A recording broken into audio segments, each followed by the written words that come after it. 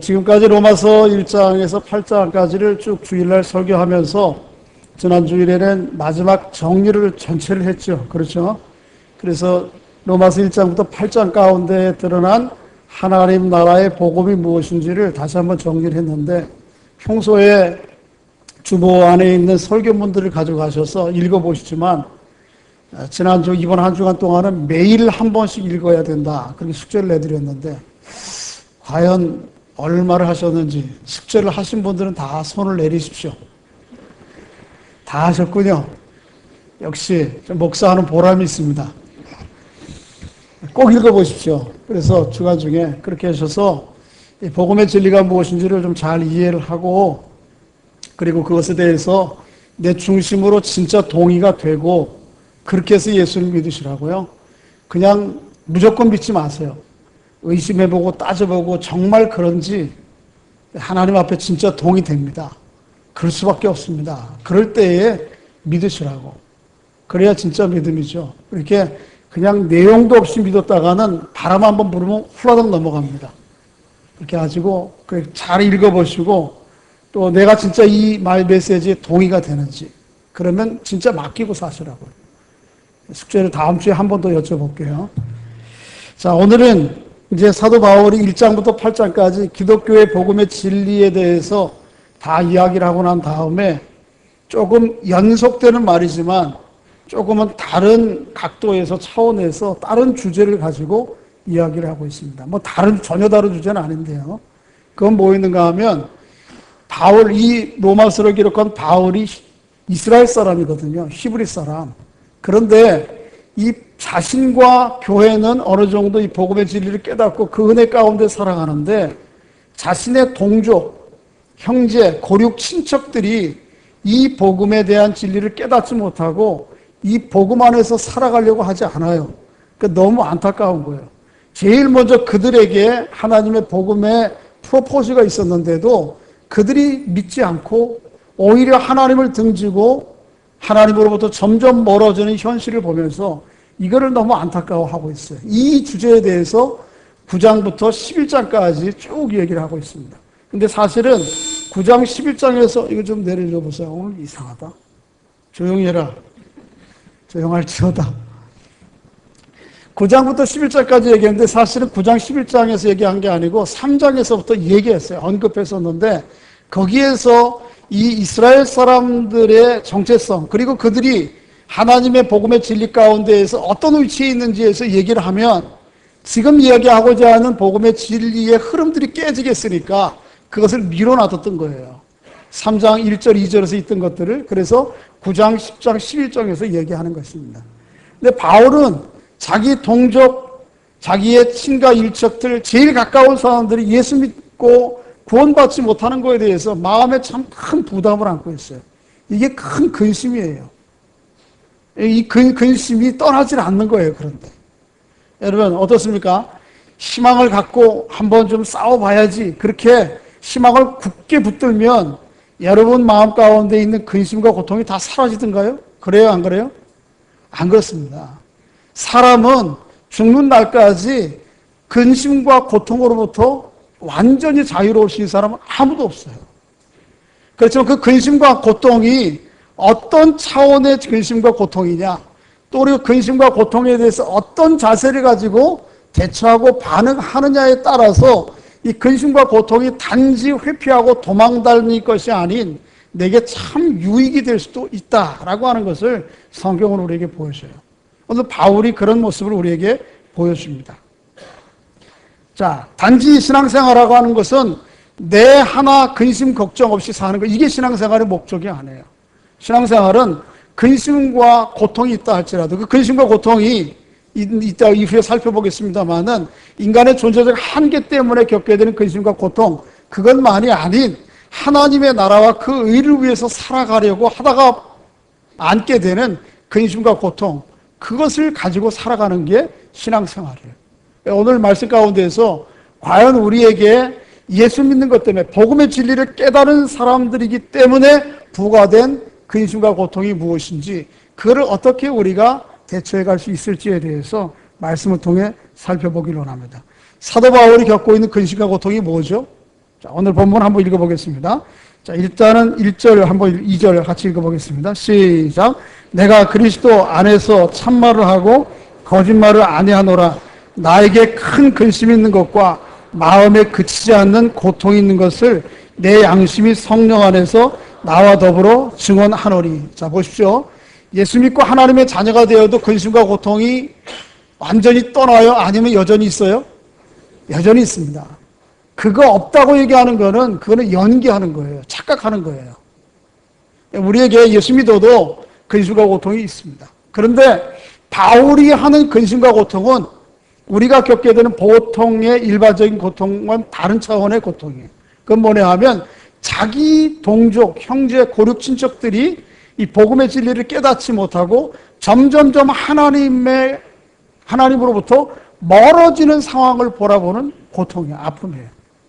바울은 이게 자기에게 큰 고통이 오겠다 얘기를 하고 이 고통으로부터 자기가 끊어지지 않는다. 계속 그 마음 가운데 이 고통이 있다라고 생각하는 거예요. 우리는 무조건 근심과 고통이 있으면 그거 다 불행한 삶이라고 생각하기 쉬운데 그렇지 않아요.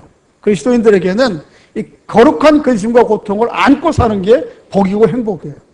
여러분과 저에게도 그런 은혜가 있기를 주의 이름으로 소원합니다.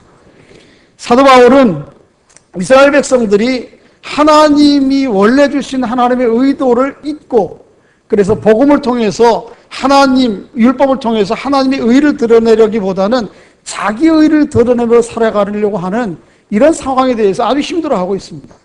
구체적으로 오늘 본문에는 큰 근심, 고통이라고 얘기하고 있지만 10장에 넘어가면 그 내용이 뭔지를 알 수가 있어요. 한번 보겠습니다. 10장 1절부터 2절, 3절까지 한번 읽어보겠습니다.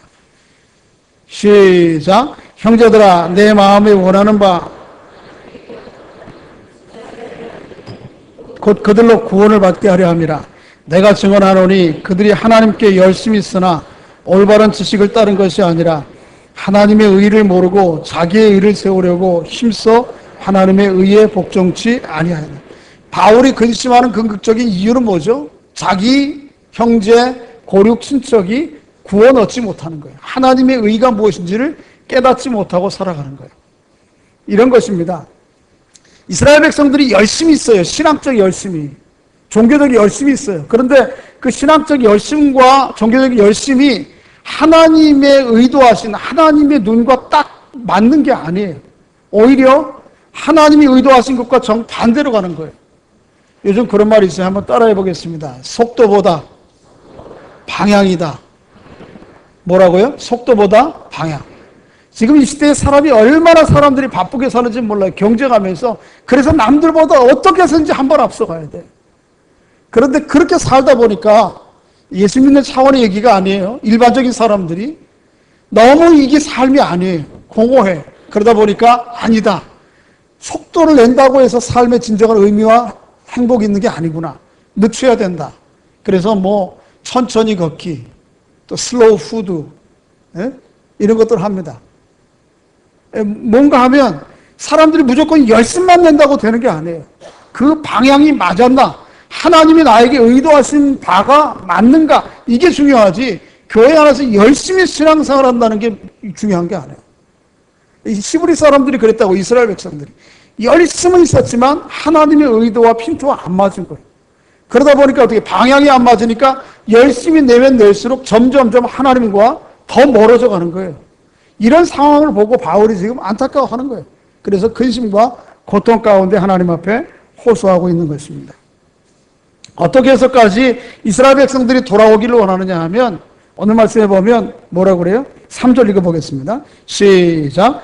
나의 형제 고륙 친척을 위하여 9장 3절입니다. 시작. 나의 형제 곧 고륙 친척을 위하여 내 자신이 저주를 받아 그리스도에게서 끊어질지라도 원하는 말.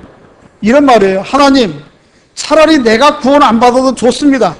나는 그 구원의 은혜에서 떨어져 나갈지라도 제발 내 형제, 내 고륙 친척, 내 동포, 이민족들은 하나님 구원해 주십시오.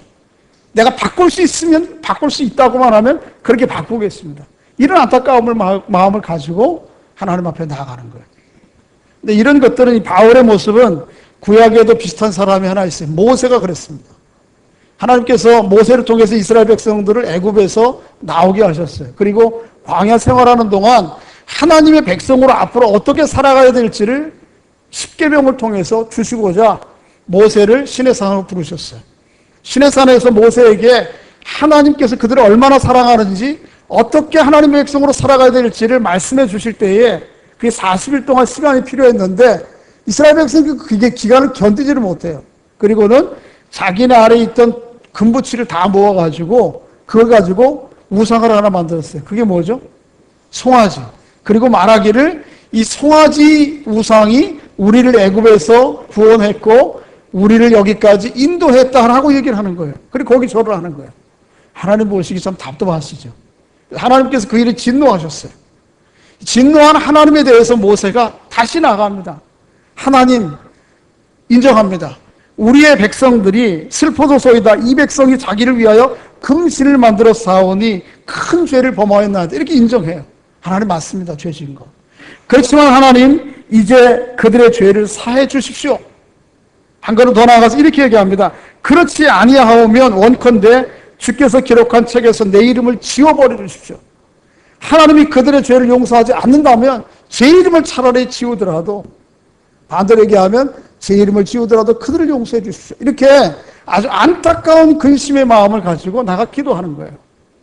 그러니까 오늘 본문에 나오는 바울이나 구약시대의 모세나 똑같은 하나님의 뜨거운 마음들이 그 안에 있어요. 이런 뜨거운 마음들을 가르쳐서 데니스라고 하는 학자가 이렇게 표현했어요. 그리스도의 대속적 사랑에 불이 붙어서 일어나는 불꽃이 그들 안에 있었다. 바울 안에는 어떤 불꽃이 있어요? 그리스도의 대속의 사랑, 자기를 구원해 주신 하나님의 거룩한 사랑에 대한 깨달음 정도가 아니고 그 불이 자기 안에 있던 거예요. 모세에게는 자기 안에 불이 있던 거예요. 어떤 불? 그저 애굽에서 평생 노예살이를 하다 죽을 수밖에 없는 자기 민족을, 자기를 구원해 주신 하나님의 거룩한 사랑에 대한 깨달은 거예요. 그 불이 자기 안에 타고 있었던 거예요. 그 거룩한 불꽃이 결국은 자기 민족들을 품고 기도하면서 내 이름이 지워질지언정 저들을 용서해 주시고 내 이름이 없어질지언정 저들을 구원해 주시오라고 그렇게 뜨거운 마음으로 나갔던 것입니다. 바라기는 이 시간 여러분과 저에게도 그런 하나님의 뜨거운 마음이 있기를 주의 이름으로 축복합니다. 이것은 바울에게만 있는 게 아니고 또 모세에게만 있었던 게 아니고 사실은 여러분과 저에게도 있는 것이고 여러분과 저 이전에 이스라엘 백성들 안에 하나님이 주셨던 거예요. 이스라엘 백성들 안에 하나님께서 이 불이 불타도록 하나님의 거룩한 사랑이 무엇인지를 먼저 보여주셨어요. 하나님께서 이스라엘 여러 세상의 열방 가운데 이스라엘 민족을 부르신 이유가 뭡니까? 단 한 가지 이유예요. 그들에게 하나님의 거룩한 사랑을 보여주시고 이 거룩한 사랑으로 불타오르도록 하나님께서 그들을 불러주신 거예요.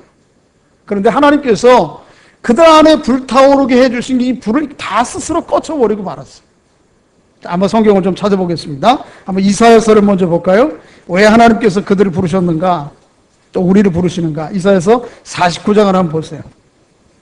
49장.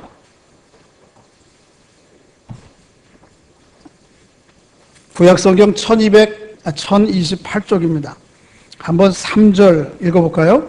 이사야서 49장 3절 1028쪽 시작. 내가 이르되 너는 나의 종이요 내 영광을 내 속에서 나타낼 이스라엘이라 하셨느니라. 자, 5절부터 있습니다. 시작. 이제 여호와께서 말씀하시나니 그는 태에서부터 나를 그의 종으로 지으시니요 야곱을 계기로 돌아오게 하시는 이시니 이스라엘이 그에게 모이는도다. 그러므로 내가 여호와 보시기에 영화롭게 되었으며 나의 하나님은 나의 힘이 되셨도다. 이스라엘이 그렇게 얘기하는 거예요.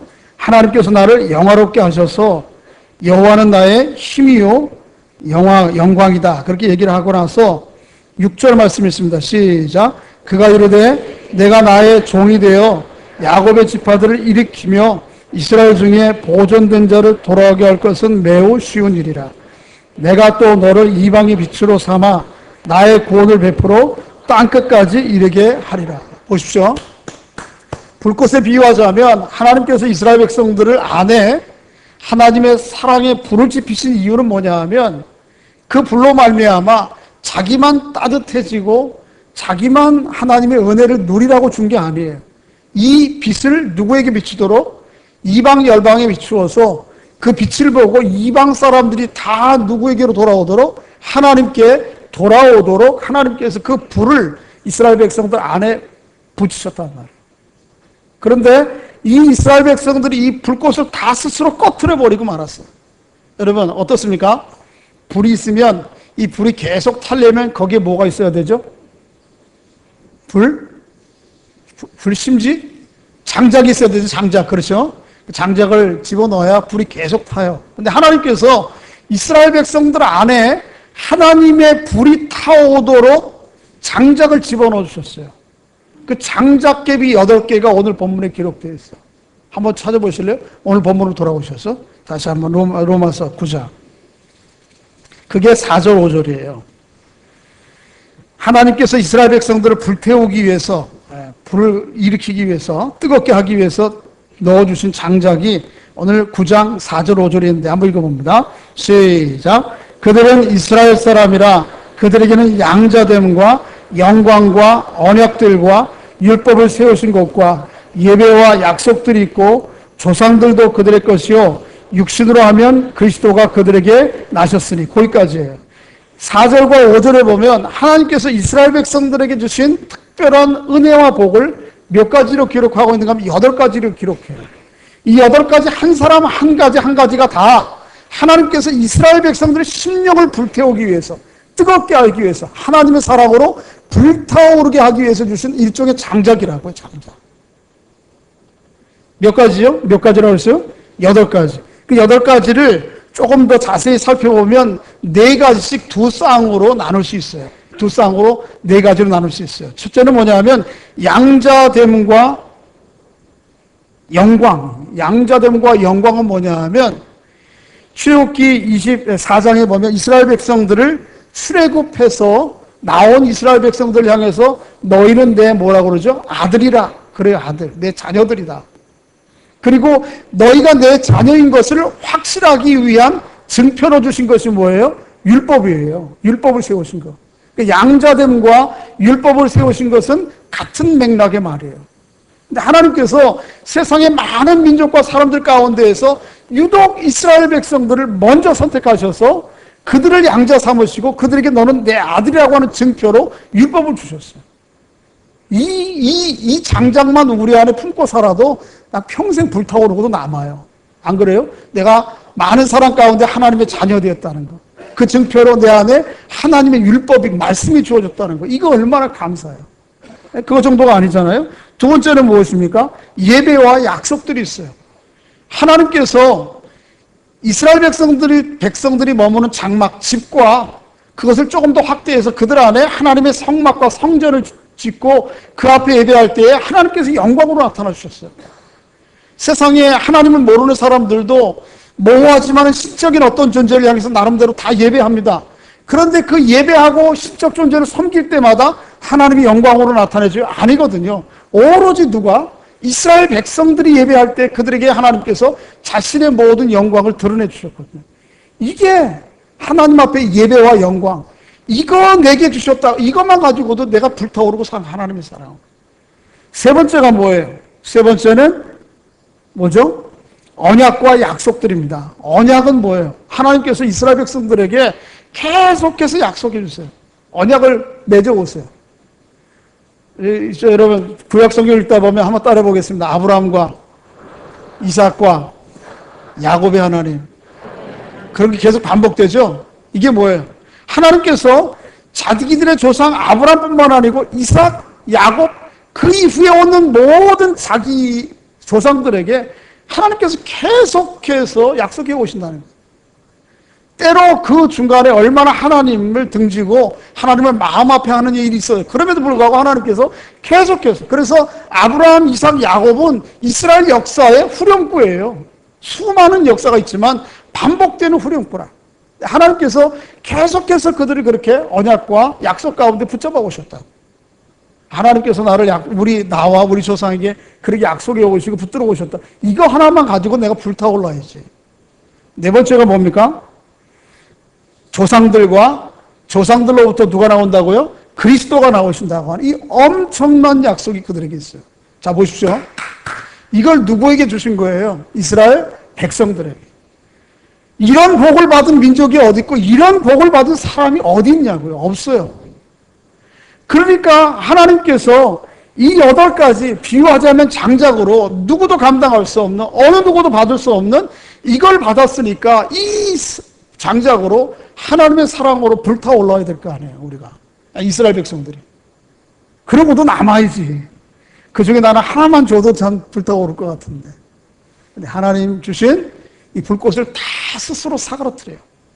그리고는 사실은 하나님께서 주신 것은 나에게 불을 지피신 이유는 이 불을 보고 나도 따뜻하고 내 인생에 대한 환한 빛을 밝혀 살아가는 것뿐만 아니고 이 빛을 이방에 비추어서 하나님을 모르는 이방 사람들이 하나님께로 돌아오도록 주신 거거든요. 그런데 이스라엘 백성들이 똘똘 뭉쳐가지고 다 스크럽을 하고 이 빛이 밖으로 새나가지 못하게 하자. 그리고 오로지 자신들만 독식한 거예요. 그리고 혹 조금 더 가랭이 사이로 비쳐나가는 빛 때문에 보고 이방 사람들이 오려고 그러면 어떻게 해요? 그것조차도 다 가로막아. 다 차버려. 이스라엘 백성이 다 그런 거예요. 그렇게 하나님 주신 복을 다 독식하고 나자, 하나님 주신 거룩한 사명을 잃고 나자 자기들 안에 있는 불꽃도 이제 다 사그러들고 마는 거예요. 그래서 점점점 하나님의 거룩한 불에서, 빛에서 멀어지는 이스라엘 백성들을 보는 거예요. 이것 때문에 안타까워하는 거예요, 바울. 이스라엘 나라에 가보면 아주 이스라엘 백성들 이런 영적 신상을 보여주는 지정학적 아주 메시지가, 웅변적인 메시지가 있어요. 그게 뭐냐 하면 팔레스틴에 보면 이스라엘 나라에 호수가 2개예요. 하나는 북쪽에 호수가 있어요. 큰 호수가. 길이가 25km, 폭이 한 12km. 너무 호수가 크니까 사람들이 바다라 그렇게 얘기해요. 그게 무슨 호수죠? 갈릴리 바다. 갈릴리 바다라고 얘기하는 갈릴리 호수예요. 그 갈릴리 호수에는 북쪽에 헐몬산이라고 하는 높은 산이 있어요. 여름에도 꼭대기에는 눈이 녹지 않는 만연설이에요. 그러다 보니까 거기에서 물이 수온이 늘 흘러내려서 거기뿐만 아니고 주변에서 물이 흘러 들어와요. 그래서 갈릴리 바다는 아주 깨끗해요. 그리고 그 주변에 사람들이 마을을 이루고 살고 그걸 중심으로 농토도 짓고 다 하는 거예요. 농사. 생명이 넘쳐나요, 그 바다는. 근데 그 바다 남쪽에서부터 이제 강이 흘러내려가요. 그 강이 무슨 강이냐 하면 성경에 나오는 강 무슨 강? 요단강이에요, 요단강. 요단강 건너가 만나리 그런 것이에요. 그 강이 흘러내려가요. 그러면 그 강 흐르는 좌우에 또 여전히 그 물 때문에 또 사는 거예요. 그런데 그 요단강이 쭉 내려가다가 맨 끝에 도달하는 호수가 있는데 그 호수가 무슨 호수인가 하면 사해예요, 사해. 죽을 사자에다 바다의 자, 데스예요. 죽은 바다. 왜냐하면 이 사해는 지정학적으로 아주 굉장히 낮은 지역이 있어요. 그래서 사해 옆에 바로 여리고가 있는데 여리고라고 하는 도시는 이 지구상에서 가장 해저가 낮은 곳이에요. 해저 250m 낮은 곳입니다. 그러니까 이 물이 흘러오다가 더 이상 흘러갈 것이 없어요. 그러니까 받기는 받되 주지는 않으니까 어떻게 그 안에 또 그 중동 지방이 뜨겁잖아요. 그러니까 수분이 다 말라가 가지고 거기에 뭐가요? 염분이 생겨요. 실은 뭐 염분이 생긴 것도 있지만 지정학적으로 연구를 해보면 그 지역 자체가 옛날에는 바다였어요. 바다에 끓는 것이 어떻게 지각이 변동되면서 올라와서 그렇게 된 건데 어쨌든 그렇게 바다였다는 지정학적인 문제가 있다 하더라도 계속해서 물이 흘러가면 어떻습니까? 농토가 되거든요. 토지가 되거든요. 여러분 히말라야 중간에서 어패류가 지금 발견되옵니다. 히말라야 산에. 그건 얘기는 뭐예요? 히말라야 그 산이 옛날에는 어디에 있던 거예요? 바다 속에 있던 거예요. 그래도 물이 계속 흘러내리면 거기에서 옥토가 되고 생산이 되거든요. 그런데 사회는 그렇지 않은 거예요. 받기만 하고 흘러가지가 못해요. 그러니까 점점 더 염분이 높아져요. 이스라엘 백성들이 그거 가지고 장사해 먹어요. 그죠, 요새? 거기에서 나오는 소금 가지고 파는데 뭘 얘기하는가 하면 이런 것이에요. 하나님께서 그들에게 맡겨주신 하나님의 거룩한 불꽃을 스스로 꺼트리고 나니까 이제는 어떻게 해요? 하나님으로부터 아주 멀어진 그들의 상태예요. 원래 그들에게 하나님께서 이렇게 온갖 8가지 감당하지 못할 큰 장작을 통해서 하나님의 불꽃을 계속 일으키려고 하신 이유는 뭐냐 하면 자기들만 아니고 누구도 이 빛을 보고 이방인 모든 사람들도 하나님 앞에 돌아오도록 하신 거예요. 근데 그거 다 꺼뜨리고 나니까 하나님이 그런 거룩한 채무의식을 잃고 나니까 특권의식만 남아요. 그래서 오로지 자기들만. 결국 자기들도 살지 못하는 바다가 되고 마는 것입니다. 이런 상태를 바울은 보고 안타까워하는 거예요. 그런데 어떻습니까? 저를 보십시오. 이제 말씀 맺어야 되겠는데 이게 이스라엘 백성들의 문제만 아니에요. 이스라엘 백성들 아니면 모세, 구약시대 수천 년 전에 모세의 얘기예요. 성경은 종종 제가 말씀드리는 것처럼 시간과 장소를 뛰어넘어서 그 말씀을 받는 그 자리, 그 사람에게 주어진 말씀입니다. 그러니까 오늘 바울과 모세가 근심하고 고통스러워하는 것은 바울과 모세의 근심이 아니고 여러분과 저의 근심과 고통이어야 하는 거예요. 예수 믿는 사람은 이런 거룩한 고통을 안고 살아가는 사람들이에요.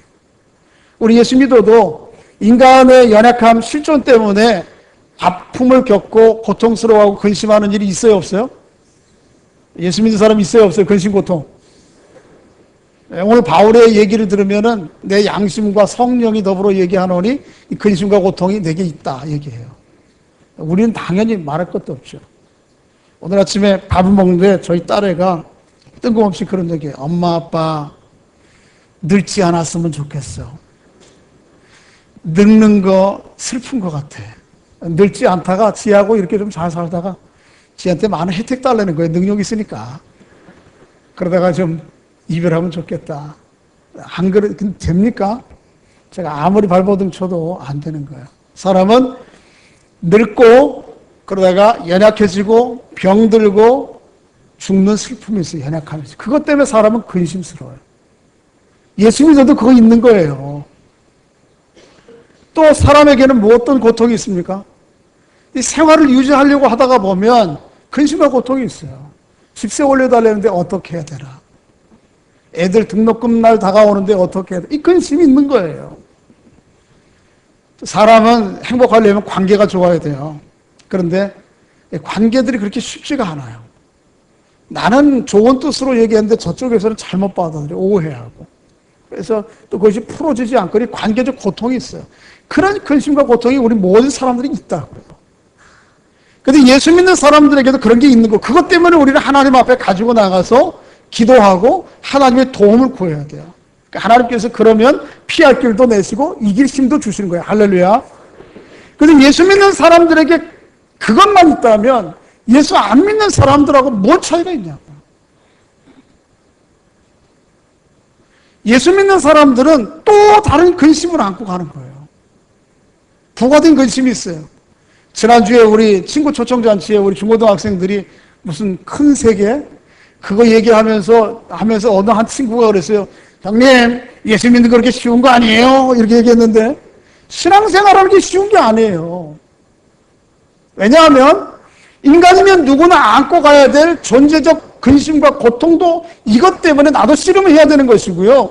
예수 믿기 때문에 부과된 근심과 고통이 또 있다니까요. 그 근심과 고통이 뭐예요?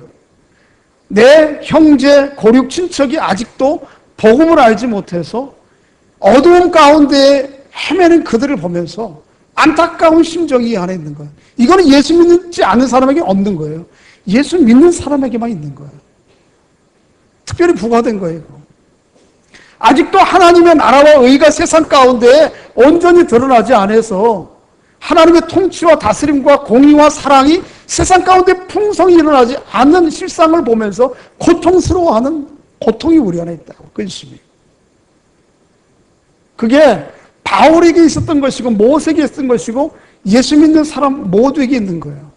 여러분이 로마서 1장부터 8장까지 쭉 말씀을 통해서 맞습니다. 동의합니다. 이게 복음의 진리고 나는 하나님의 자녀로 이렇게 부름받았군요. 이 감사함이 있다라고 하면, 그래서 구원받았다라고 하면, 그 확신이 있다고 하면 여러분에게는, 저에게는 이 거룩한 근심과 고통이 부과돼야 되는 거예요.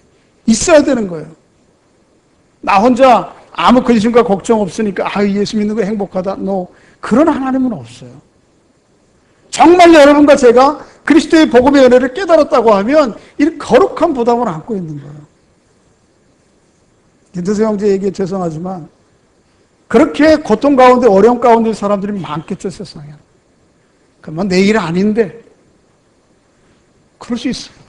예수 믿는 사람은 하나님의 거룩한 사랑을 불태워줄 수 있어요. 그래서 그 불꽃이 그 안에 있는 사람은, 그래서 이스라엘 백성들에게 주었던 그 불꽃을 계속 올릴 그런 하나님의 양자됨, 하나님의 말씀, 언약, 또 믿음의 선조들 주신 거, 이게 있다면, 그리스도, 이게 우리 안에 있다면 어떻게 우리가 그 거룩한 사랑으로 불타오르지 않을 수 있습니까?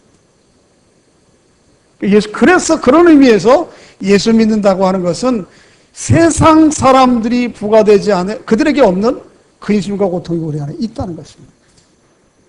그런데 이 근심과 고통으로 살아가는 것이 힘들고 어려우긴 하지만 이게 얼마나 가치 있는 일이냐고요.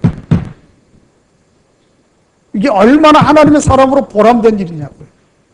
그저 나 하나 이 생명 건강하고 나 하나 아무 문제 없으면 살아가는 그렇게 이기적인 그런 인간으로 살아가는 것이 아니고요. 하나님 나라의 시각과 하나님 마음의 뜨거운 심정을 가지고 세상과 주변을 바라보면서 살아가고 내가 할 수 있는 만큼 할 수 있다고 하는 것이 이게 얼마나 가치 있는 삶이냐고. 바울이 오늘 그걸 보여줘요. 바라기는 여러분과 제가 이 하나님이 주신 거룩한 근심과 고통을 품고 가까이에서는 여러분 바울이 얘기한 대로 형제, 고륙, 친척 또 주변에 있는 사람들 아직도 복음을 알지 못해서 그 고난과 어두움 가운데 고통 가운데 있는 그들을 그리스도의 거룩한 사랑으로 가지고 그들에게 다가가는 은혜가 있기를 주의 이름으로 축복합니다. 우리 안에는 이스라엘 백성들에게 있었고 모세에게 있었고 바울에게 있었던 이 뜨거운 하나님의 사랑을 계속 지필 8가지 은혜와 복이 있어요. 저는 개인적으로도 그렇지만 저는 이 민족이 그런 복을 넉넉히 받았다고 생각합니다. 이 20세기에 오늘 본문에 나오는 이스라엘 백성들과 같이 8가지 복을 받은 민족은 우리나라밖에 없어요. 그렇지 않습니까? 이스라엘 백성들을 하나님께서 구원하신 이유는 작은 민족 가운데 하나님 그 세대에 불꽃을 지피신 거거든요. 그런 것처럼 이 시대에 그래요. 우리나라 한국에 복음이 들어온 지 한 100몇십 년, 40년 채 안 됐는데 그만큼 이 기독교의 역사상으로 보면 이렇게 교회가 일어나고 하나님의 은혜와 복을 받은 민족이 어디 있어요? 온통 늘 외세로부터 침략당하고 고통을 당하고 그런 가운데서도 이게 어려움 가운데 이기셨는데 그런 복을 받은 나라거든요. 그러니까 오늘 본문에 나오는 이스라엘 백성들이 8가지 복을 누린 건 우리가 다 누리고 있는 거예요. 근데 이제 문제는 뭐냐 하면 언제부턴가 우리가 다 오늘 본문에 나온 이스라엘 백성들처럼 내게 주시는 하나님의 특권과 은혜 그리고 우리만 스크럼 짜고 있단 말이에요. 나만 누리라고 준 거 아니고 나로부터 흘러가라고 준 거거든요. 나로부터 내 안에 타는 불꽃으로 세상에 비추하고 우리에게 주신 거거든. 근데 더 이상 비추지 않아요, 세상을 향해서.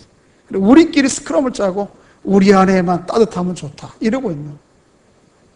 하나님께서 바울에게 그것을 모습을 보게 하시고 고통스러워 근심하고 있는 것처럼 오늘 이 시간 예배하는 여러분과 저에게 하나님께서 그걸 보게 하시는 거예요. 그리고 근심과 고통을 우리의 마음 가운데 품고 하나님 앞에 중보하도록 하는 거예요. 중보. 바울이 차라리 내 이름을 지어주십시오. 모세가 그런 것처럼 내 이름이 하나님 앞에 구원에서부터 멀어지게 하더라도 아직도 그 은혜를 모르는 저 사람들 하나님께 그들의 은혜를 사해 주시고 그들에게 은혜를 주십시오 라고 그렇게 나아갔던 것처럼 우리가 그 자리에 오늘 부름을 받았다라고 하는 거죠. 그 거룩한 불꽃을 사그러뜨리지 마시고 활활 불태올라 여러분이 머무는 곳곳마다 하나님의 거룩한 생명의 역사들이 다시 한번 일어나는 은총이 있기를 주의 이름으로 축복합니다. 근심과 고통이 이게 회피할 것만은 아니에요. 고린도후서 시간이 없어서 못 읽겠습니다만은 9장에 보면 하나님이 주시는 거룩한 뜨거움과 근심은 성도들에게 늘 있는 거예요. 그렇게 생각하면 좋습니다. 하나님의 의와 하나님의 그 거룩한 구원을 받지 못하는 그 사람들에 대한 안타까움과 근심과 고통이 내 안에 살아있으면 내가 하나님의 자녀라는 증거예요. 반증이에요. 그렇게 깨어진 우리 아버지 하나님의 마음을 우리도 품고 그 거룩한 근심과 고통으로 이웃들을 바라보고 또 그들의 문제를 안고 하나님 앞에 중보하며 나아가는 여러분과 제가 될 수 있기를 주의 이름으로 축복합니다. 아버지 하나님 은혜를 감사합니다. 저희들을 사랑하셔서 이 아침에 주 앞에 예배하며 하나님 앞에 하나님의 거룩한 말씀을 다시 받도록 인도해 주신 것 감사합니다. 저희들이 세상을 살아가면서 안고 있는 근심과 고통이 있습니다. 그 모든 문제를 하나님께서 간섭해 주시고 또 인도해 주셔서 넉넉히 그 모든 고난과 어려움 가운데서도 이기고 승리할 수 있도록 은총을 베풀어 주시옵소서. 특별히 아버지 하나님, 저희들에게는 하나님의 복음의 진리를 깨달은 사람들에게는 특별히 하나님의 거룩한 근심과 고통, 사명을, 부담을 우리에게 주신 줄로 압니다. 이거를 외면하지 않고 바울과 같이, 모세와 같이 하나님, 내 혈육 친척, 또 아직도 예수 그리스도를 알지 못하고 복음 가운데에서 멀어져 있는 저들의 죄를 사하여 주시옵시고, 저들을 용서하여 주시고, 저들의 구원의 은혜를 저들에게 베풀어 주시옵소서.